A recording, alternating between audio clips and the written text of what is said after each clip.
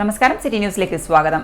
കാർഷിക വികസന കർഷക ക്ഷേമ വകുപ്പ് വിപണി ഇടപെടൽ പദ്ധതി പ്രകാരം ഓണക്കാലത്ത് കർഷകരിൽ നിന്നും പഴം, പച്ചക്കറി ഉൽപ്പന്നങ്ങൾ മികച്ച വില നൽകി സംഭരിച്ച് മിതമായ നിരക്കിൽ ഗുണഭോക്താക്കളിൽ എത്തിക്കുന്നതിനായി വിവിധ കൃഷിഭവനുകളുടെ പരിധിയിൽ നടത്തുന്ന ഓണസമൃദ്ധി 2024 കർഷക ചന്തകൾക്ക് തുടക്കമായി.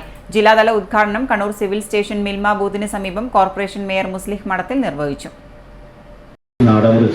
ഉദ്ഘാടനം ചെയ്യപ്പെട്ടു.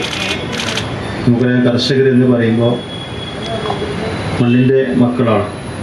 നമ്മുടെ ഇന്ത്യ രാജ്യത്തെ 140 കോടി ജനങ്ങളെ അന്നമൂട്ടുന്നവരാണ്. അതുകൊണ്ട് തന്നെ കർഷകർക്ക് ഒരുപാട് പ്രാധാന്യങ്ങളുണ്ട്. അവരെ സംബന്ധിച്ചിടത്തോളം അവരുടെ ഉൽപ്പന്നങ്ങൾക്ക് മതിയായ വില ലഭിക്കാത്തത്, അതുപോലെ പ്രകൃതിയുമായി ബന്ധപ്പെട്ട പ്രതിഭാസങ്ങളുടെ ഭാഗമായൊക്കെ വലിയ നഷ്ടങ്ങൾ ഉണ്ടാവാൻ സാധ്യതയൊക്കെയുണ്ട്. അപ്പോൾ അവിടെയാണ് ഇത്തരത്തിൽ കർഷകരെ സംബന്ധിച്ച് അവർക്കൊരു ആശ്വാസമാകുന്ന രീതിയിൽ അവരുടെ ഉൽപ്പന്നങ്ങൾക്ക് നല്ലൊരു വിപണി മൂല്യം ലഭ്യമാക്കുക എന്ന ഒരു അടിസ്ഥാനത്തിൽ ഇവിടെ ഓണസമൃദ്ധി എന്ന പേരിൽ കർഷക ചന്ത തന്നെ സംഘടിപ്പിച്ചത്.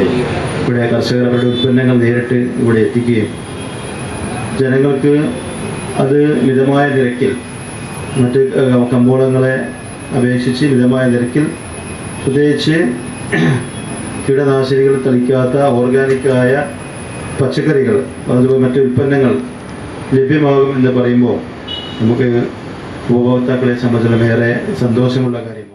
ആദ്യ വിൽപ്പന അസിസ്റ്റന്റ് കളക്ടർ ഗ്രാന്തേ സായി കൃഷ്ണ നിർവഹിച്ചു. രാവിലെ 9 മുതൽ വൈകിട്ട് 7 മണി വരെയാണ് പ്രവർത്തനം. സെപ്റ്റംബർ 14 വരെ 4 ദിവസങ്ങളിലായി ചന്ത നടക്കും. ജില്ലയിൽ 141 ഓണസമൃദ്ധി ചന്തകളാണുള്ളത്. ഇതിൽ 89 എണ്ണം കൃഷിഭവനുകളും 46 എണ്ണം ഹോർട്ടികോർപ്പ് നേരിട്ടും 6 എണ്ണം വെജിറ്റബിൾ ആൻഡ് ഫ്രൂട്ട് പ്രൊമോഷൻ കൌൺസിലിന്റെ ഭാഗവുമായാണ് ഒരുക്കിയിരിക്കുന്നത്. തക്കാളി, വെണ്ട, പാവൽ, നേന്ത്രക്കായ, ചേന തുടങ്ങിയ നാടൻ പച്ചക്കറികൾക്കൊപ്പം വിവിധയിനം പഴങ്ങൾ കൂടാതെ ജൈവ കർഷകർ ഉൽപ്പാദിപ്പിക്കുന്ന കുത്തരി, ശർക്കര, തേൻ, നാടൻ കറിപ്പൊടികൾ തുടങ്ങിയവയും ചന്തയിലുണ്ട്. കോർപ്പറേഷൻ വിദ്യാഭ്യാസ സ്ഥിരം സമിതി ചെയർമാൻ സുരേഷ് ബാബു എളിയാവൂർ അധ്യക്ഷത വഹിച്ചു. MN Pradeepan, Thulasi Chengattu, P Renu, NK Bindu, Seema Sahadevan, K Anand, KK Adarsh, Jacob Thomas തുടങ്ങിയവരും സംസാരിച്ചു.